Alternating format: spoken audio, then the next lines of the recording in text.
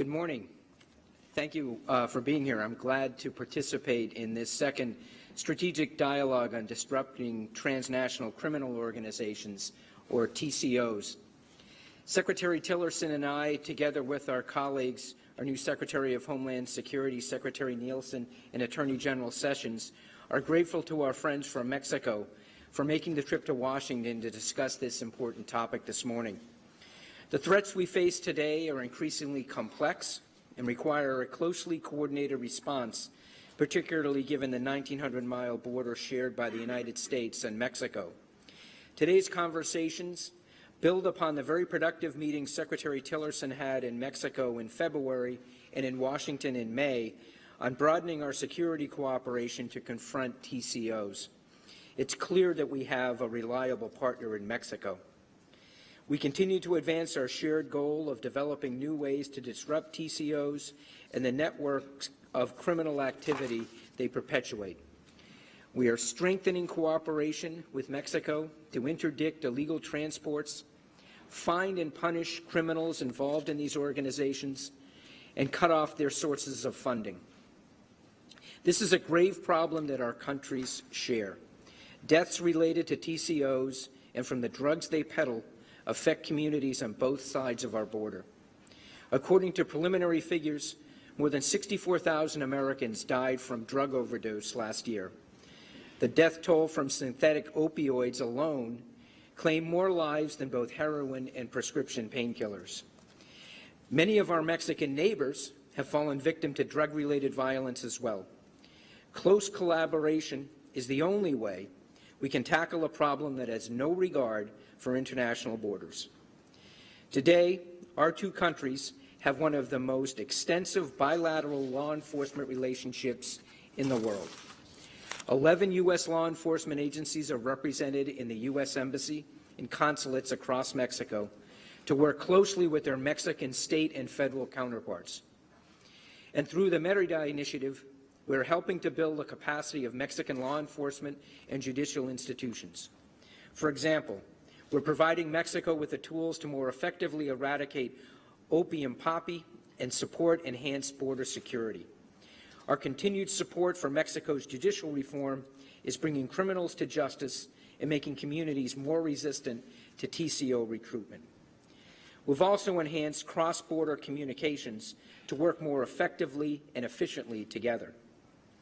We share more information related to migration and border security, enabling us to better identify criminal threats, analyze migration trends, and reduce human smuggling on both sides of the border. And through Mérida, we have provided inspection equipment, canine units trained in fentanyl detection, as well as mentorship and training for border officials. Through this collaborative strategy, we are seeing progress. In 2016, Mexican law enforcement seized more than 13,000 kilograms of cocaine and more than 26,000 kilograms of methamphetamine destined for the United States. In addition, the Mexican government has successfully destroyed over 136 clandestine drug laboratories. Our cooperation is making citizens on both sides of our border safer. Today, we're discussing the ways in which we can accelerate interdiction efforts and improve our ability to measure progress in disrupting drug trafficking at every point along the way, including production, cross-border distribution, and sales. In particular, we are exploring ways to more effectively disrupt the revenue streams of TCOs. TCOs exploit a wide array of illicit activities as a means to make money, including through narcotics, smuggling, kidnapping, extortion, human trafficking, and fuel theft. We must also go after the middlemen who benefit from these illegal activities, not just the producers at the beginning and the consumers at the end.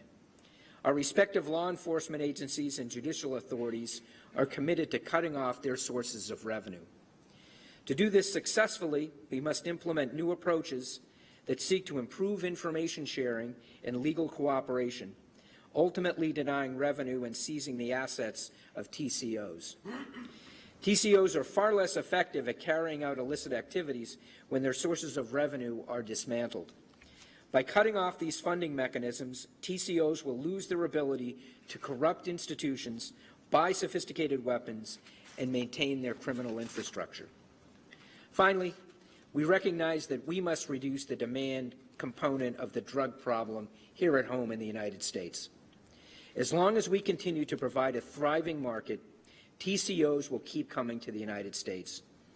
This administration refuses to ignore the problem. The United States will no longer turn the other way or sweep this issue under the rug. That is why President Trump has made a commitment to fight the opioid epidemic that has destroyed the lives of so many individuals and families throughout our country. The President has instructed agencies across the U.S. government and even the American people themselves to do their part in curbing this tragic epidemic of addiction that continues to claim the lives of so many. Last spring, the President created a commission to better understand and address the federal response to this epidemic and determine the most efficacious way to move forward. To facilitate these efforts, the administration has committed more than $1 billion so that we can battle addiction and fight the opioid crisis here at home. By drying up the market for illegal drugs, we will more effectively fight TCOs and the industries that prop them up. The United States is grateful for the strong bilateral relationship we share with our neighbors to the south. We will continue to maintain and grow our strong partnership with Mexico on this critical issue, as on so many others. Thank you.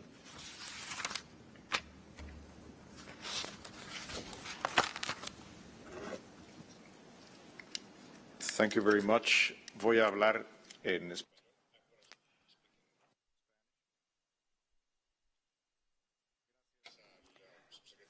Thank you, Undersecretary Sullivan and Secretary Tillerson. Thank you, Attorney General Sessions, Secretary Nielsen, and of course, Secretary Osorio and Attorney General Elias and the entire teams from both countries who are working on this shared effort. Mexico and the United States face a significant challenge, and we face it together. This is a common problem. TCOs work regardless of borders, with no acknowledgement of jurisdictions. They carry out criminal activities and cause death on both sides of the border. Thousands of Americans die due to overdoses. Thousands of Mexicans died due to the violence generated by illegal drug trafficking. And we will only be able to solve this problem by working together. This is the vision that we agreed upon here in Washington in May of this year. And today, we are here to follow up on that vision, to continue to work together in that direction.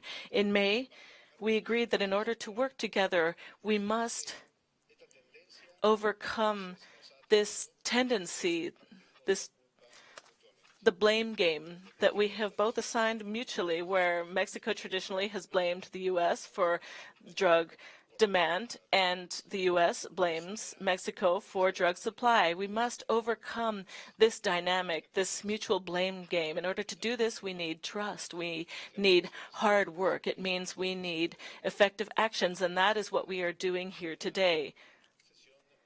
We had a working session with specific goals in mind in order to comprehensively deal with the entire business model of TCOs, from supply and production out in the fields to the financial and distribution retail networks in the United States.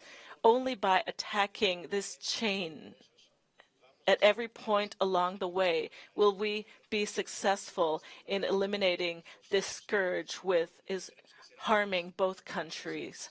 We must be speedy. We must be specific. We must have analytical abilities that are data-based, based on shared, reliable data. In the end, the idea is to trust each other in order to deal with a common problem. I would like to thank many groups for their tireless work. these groups are not necessarily out doing their work in public, but they are doing their work every day. Different agencies from both governments who work every single day in order to get results. The effort required is huge, but we are working in that direction with a shared vision and especially with shared responsibility. This effort must not only be based on impeding the flow of drugs from south to the north. That's a part of the fundamental effort, but it also requires that we stop the illegal flow of weapons from north to south, the flow of cash. We must go after the assets of organized crime. We must stop other kinds of crimes that these organizations unfortunately commit, for example, illegal human trafficking. This effort then is comprehensive, and we are working on this based on the premise of trust and shared responsibility. Thank you very much.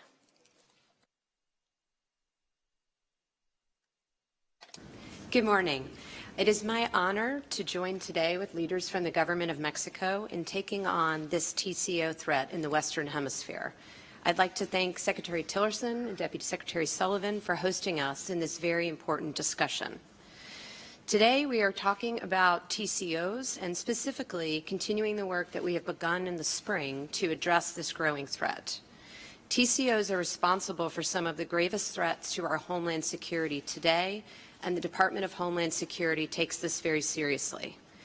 TCOs move drugs, weapons, counterfeit goods, and traffic and smuggled people throughout their dark and dangerous networks.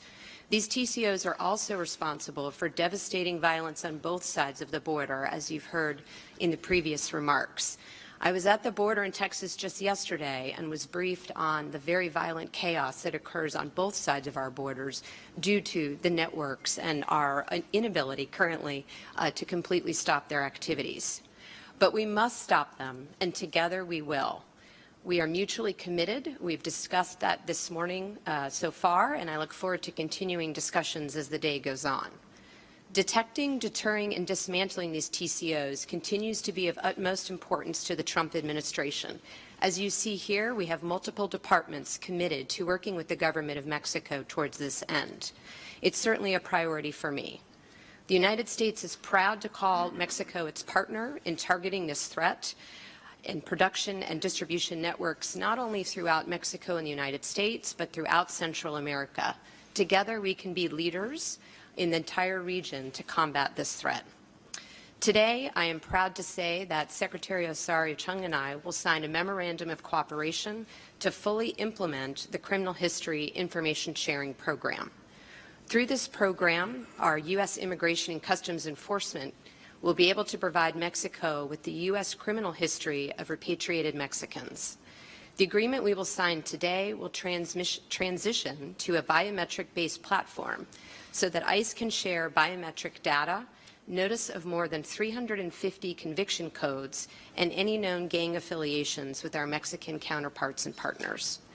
By sharing information and resources and increasing detection and the interdiction of illegal goods, we are combating the TCOs that threaten the security of all of our communities. Secretary Tillerson, the Attorney General, Deputy Secretary Sullivan, and I are committed to continuing this work to strengthen and expand our efforts and to make our nations more secure. I thank you all for your time today and for being here for this important discussion, and particularly our partners from the Government of Mexico for joining us today. Thank you. Buenos días a todas a todos. Good morning, everyone. Thank you to our hosts. Undersecretary of State, I would like to congratulate again the Secretary of DHS, the U.S. Attorney General, our Minister of Foreign Affairs, our Attorney General, and the delegations of both countries, as well as representatives from the media. As has been mentioned before, today we are here again to meet in order to evaluate and analyze our efforts when it comes to fighting against TCOs. This is possible due to the work that has been done in the last few months by our government departments and our agencies in order to strengthen cooperation mechanisms while we face common security problems. We have been able to, first of all, come together in a space of agreement and make progress based on this agreement. And I mean the need to have a more comprehensive, equitable approach. Just as in any dialogue, there are many different proposals and viewpoints exchanged. But I must say that when it comes to our bilateral agenda, there is more that unites us than what divides us. The security of our people is the higher good for both administrations. This is how, for decades now, Mexico and the U.S. have worked together in order to build a more stable, secure region. And in that regard, we do have a shared experience and much knowledge. Today, it is clear that it is not only via the use of force and punitive measures that will allow us to put an end to organized crime and drugs.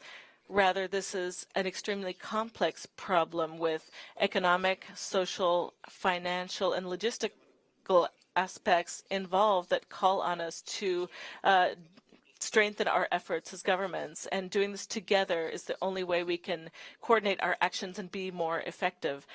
As those who spoke before me has said, it is a matter of creating more responses from a market-based perspective, restricting financing and the weapons of criminal organizations. It is also a matter of reducing their logistical capacity and bringing down considerably the level of drug use from a public health perspective. As for Mexico, Mexico reaffirms its strong commitment to continue in these efforts in order to strengthen institutions, especially at the local level, as a path forward in order to find lasting security. This fight has been especially difficult and painful for Mexico. We cannot forget the victims that this scourge has left behind. There has been a tremendous amount of sacrifice and effort, especially on behalf of our soldiers, our Navy, our police officers. And we must not let our guard down, and we must especially not allow for impunity, because there can be no peace where there is no justice, and there will be no justice unless this is in a sphere of legality. In that regard, we have been able to design solutions to the problems that we face as a region. In order to do this, we must act as sovereign countries, but we also must be good neighbors, and we must work on a basis of shared responsibility based on dialogue and international cooperation. And we must always think of the well-being of our societies. This is our higher interest, and this is what must be held above any other interest today. It is a pleasure again to participate in this dialogue, and we hope that there will be positive outcomes from this dialogue between our two countries. Thank you very much. Thank you. It does work. I am pleased to be here today. I'm thankful that Secretary Tillerson and Secretary Nielsen have set this meeting up. They had a previous one in Mexico. I would note that Secretary Nielsen hits the ground running in her new position. She was at that meeting because she was Secretary Kelly's chief of staff and remained that in the White House. So she fully understands the challenges that we're facing and the importance of the Department of Homeland Security that she leads. We are facing an unprecedented drug crisis in America, perhaps the entire world. We've never seen the deaths that we're seeing today. 64,000 people died last year from drug overdose deaths. We've never seen those numbers before or anything like it. The fastest part of that, growing part of that, is heroin and fentanyl, the synthetic opioids. We're taking strong action throughout our United States government to confront that. President Trump has declared that we face a national emergency, and this government will not accept these trends, and we're determined to reduce these trends. I had the privilege of being in Mexico for a trilateral, in Colombia last week at a trilateral discussion of these problems. Colombia, Mexico, and the United States. Attorney General Elias from Mexico represented Mexico at that delegation. We know we can do better.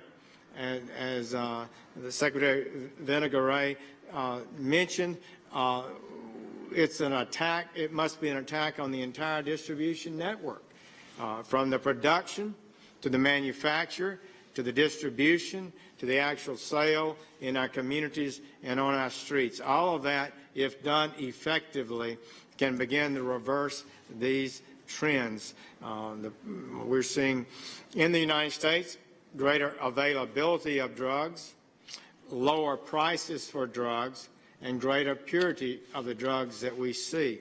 That makes them more addictive and more attractive. People talk about demand and supply.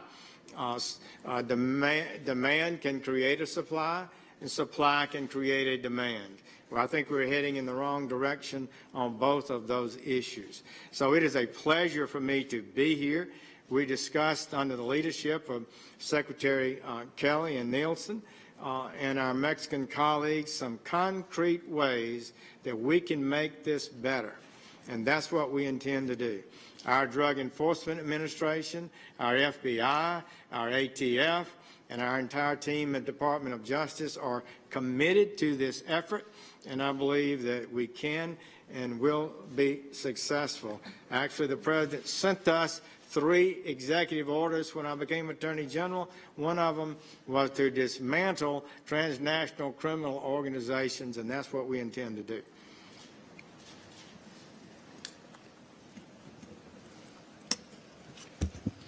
Muy buenos días. Good morning. Undersecretary Sullivan, Secretary Nielsen, Attorney General Sessions, Secretary Videgaray, and Osorio. Good morning. We obviously are facing a problem from TCOs in both countries, but in order to combat this phenomenon, it is quite obvious that we must attack it in all its business model, as mentioned by our foreign minister. But to do so in an effective manner, we have to destroy its financial structures. This must be achieved by a clear sharing of information, informalized information, so that we can speedily identify all the points in the organization's value chains to affect and impact their financial structures. It is therefore important for the Department of Justice and the Office of the Attorney General share, through efficient working groups, the information needed to be able to attack the structures.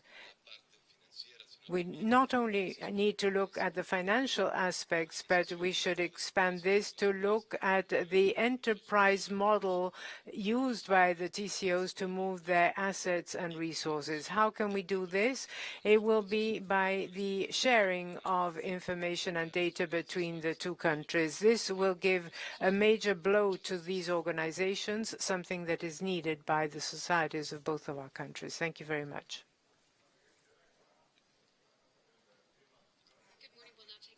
Questions. We have one question per principal, please. We don't have time for follow-ups.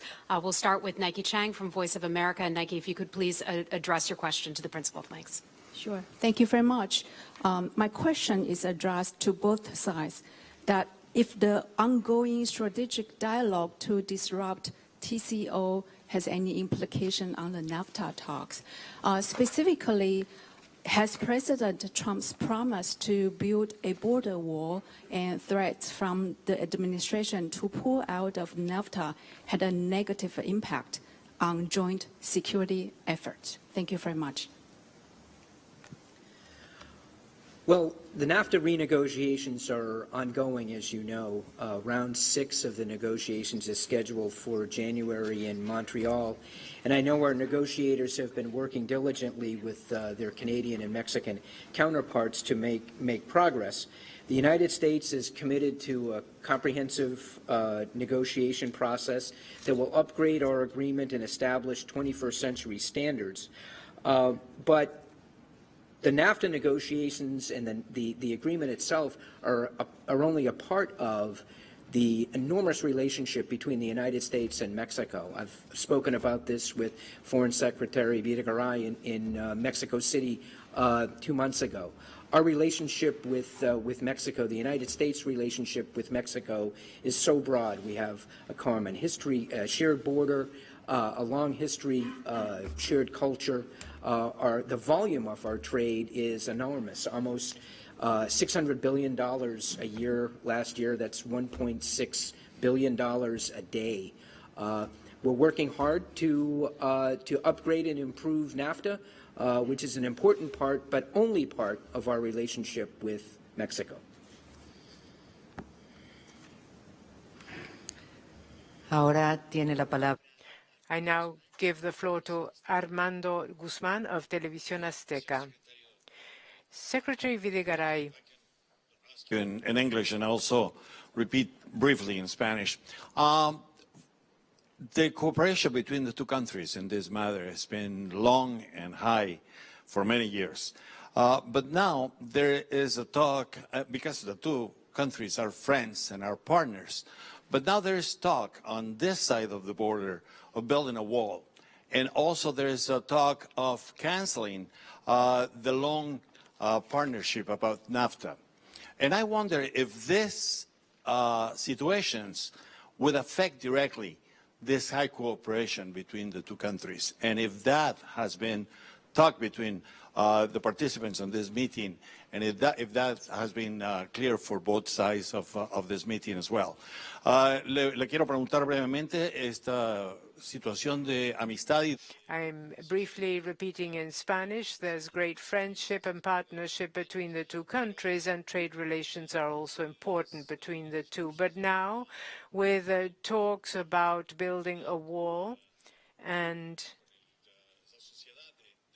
ending NAFTA, I'd like to know if this could have an impact on the partnership and the way in which these two friends and partners address the problem. Thank you.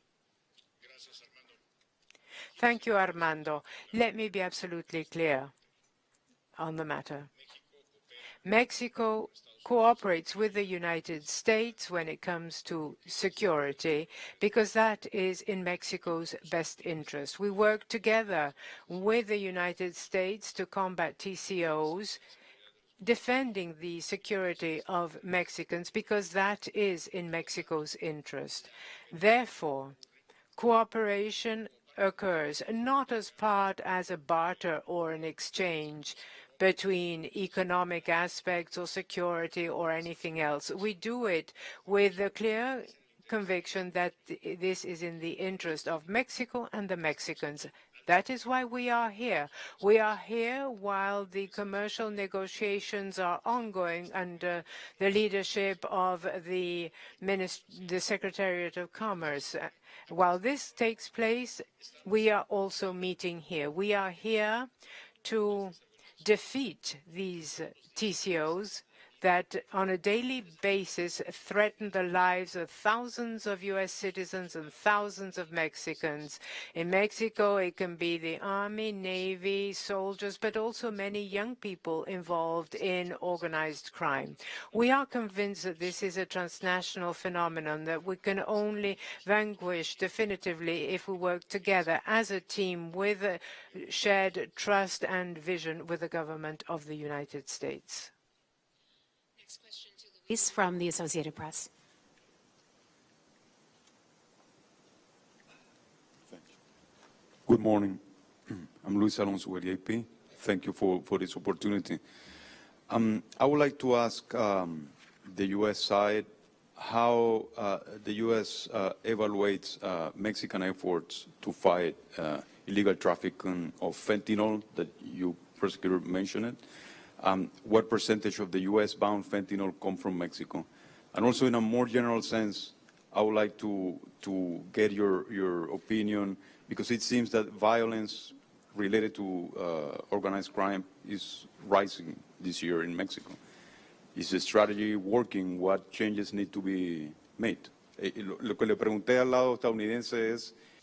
What I asked of the United States is how they assess Mexico's efforts to combat illegal fentanyl. I don't know if you would also like to touch on that topic. And in general terms about the strategy, there are indicators that seem to show that organized crime violence has increased this year. What changes are needed to the strategy to revert that trend? Thank you. Fentanyl is originally started mostly from China. It's being sent in by mail directly to the United States. Considerable amount has been shipped to Mexico and then enters across the border in some fashion from Mexico. We're also seeing precursor chemicals in Mexico, and manufacturing labs begin to develop in Mexico. So one of the priorities I would like to see us do is to nip that in the bud, stay very intensely focused on those laboratories, and make sure that it does not become a big problem in the future. The fentanyl is so deadly, as you probably know. The biggest increase in deaths in the United States is from the fentanyl. Just the slightest miscalculation in the amount of fentanyl a person consumes can result in death, and is resulting in death. So I believe we can make real progress there. And the second part of your question? The general strategy, the violence is the rise. When needs to be adjusted? Violence is a product of wealth. It's a product of power that comes with it, the ability to be outside the law. It threatens whole nations and the ability of those nations to function in a sovereign way.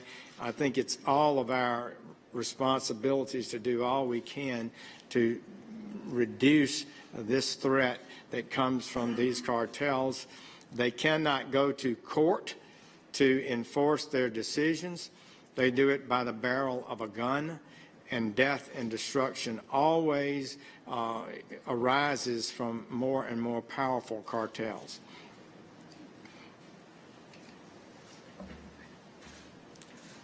Ahora, la pregunta es... We now have a question from José López Zamorano from Notimex. Thank you. I have a question for the Secretary.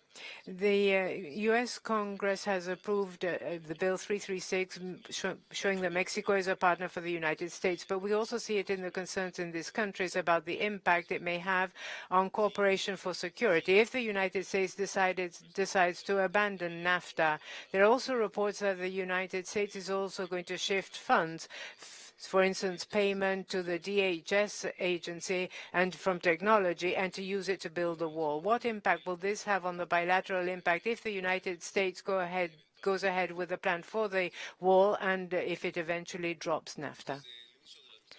From the beginning of the presidency of Enrique Peña Nieto, one of his objectives and priorities was security. There is no collateral circumstance that can impact this seeking of peace and calm in our country. As the Foreign Minister pointed out, we are here to continue building on communication, on coordination, on joint efforts that go beyond other aspects of our relationship with the United States. We always do this thinking about the security of Mexican citizens, as must be done likewise in the defense of U.S. citizens by this country. Therefore, it will not have an impact on our effort or on our work and what has been started by this administration, and we will continue on this path. Now, obviously, it is important to continue with our collaboration and cooperation.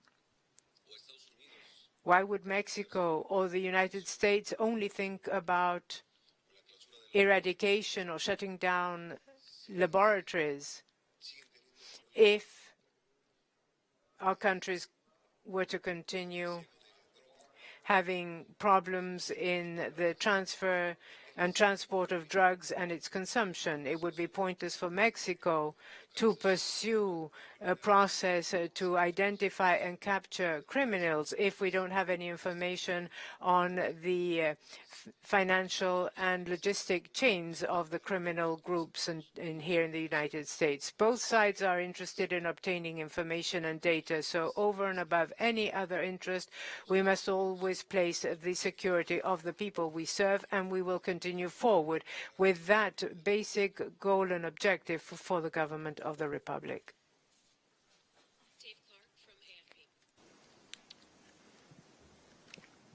Good morning. Thank you very much. It's a question primarily for the U.S. side.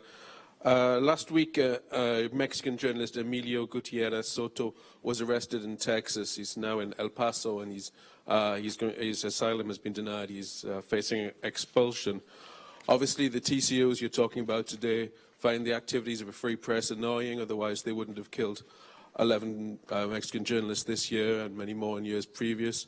What can be done to protect journalism and civil society, and are you confident that if you go ahead with this expulsion and others, that these journalists will be safe as they carry out their work? Thank you. Thank you. I would just start by saying that, border security is a full system of systems, and the security of both our nations is in both of our interests.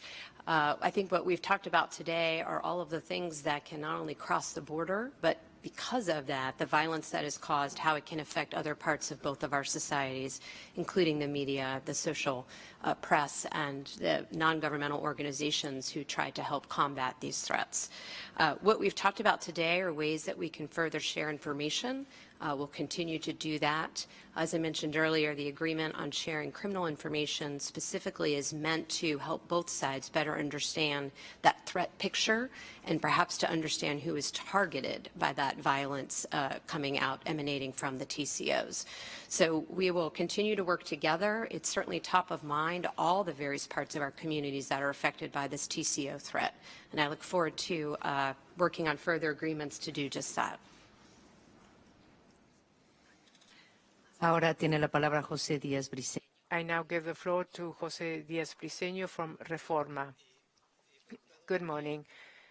Attorney General, the United States have indicated that Mexico has a record of poppy production for heroin. Has any specific agreement been reached as how the U.S. can help eradicate poppy? And they have also said they are not satisfied with the eradication achieved by the armed forces in Mexico. Has any agreement been reached? Regarding human rights in Mexico, considering that the Mexican Congress is about to pass a very controversial domestic security law?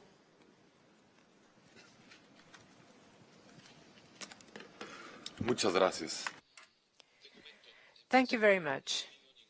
In principle, there has not been a complaint or comment by the U.S. authorities regarding what our armed forces are doing in Mexico to eradicate the poppy fields. Quite on the contrary, we're working together on eradication. The armed forces in our country eliminate more than 44% of the crops. This is an important figure. We have shared it with the U.S. authorities. In addition, the law enforcement and the criminal investigation department has also focused on shutting down clandestine laboratories that can create this substance or fentanyl. We have really struck hard at these organizations, especially in Guerrero or the Golden Triangle, the states of Chihuahua, Durango, and Sinaloa. We continue collaborating, we continue working to identify these crops and also to be able to assess the results achieved jointly by both the Mexican authorities and the U.S. forces. But I insist we have to work together to combat all this phenomenon of TCOs and also to hit them hard in the poppy growing. We have to hit all the organizations at all the levels of the chain, but this also has an impact in the United States. We must share information, therefore, to understand what organizations are doing in the United States so as to really achieve the dismantling of these entities. Thank you. issue that we in the United States government discuss with our partners in the Mexican government quite frequently. In fact, just earlier this month, we had our annual dialogue with Mexico on human rights. So our relationship includes frank conversation about advancing human rights, the rule of law. That's a major part also of our Merida initiative, is enhancing the rule of law, strengthening criminal justice and enforcement. But human rights is an important component of that, particularly press freedom and freedom for journalists. Freedom of the press is an indispensable component of a functioning democracy, and so we're concerned whenever we hear reports of journalists being targeted. But on human rights, we've had an ongoing dialogue with our partners in Mexico on this, and we look forward to continuing that. Thank you. And thank you, everyone. Thank you for your questions.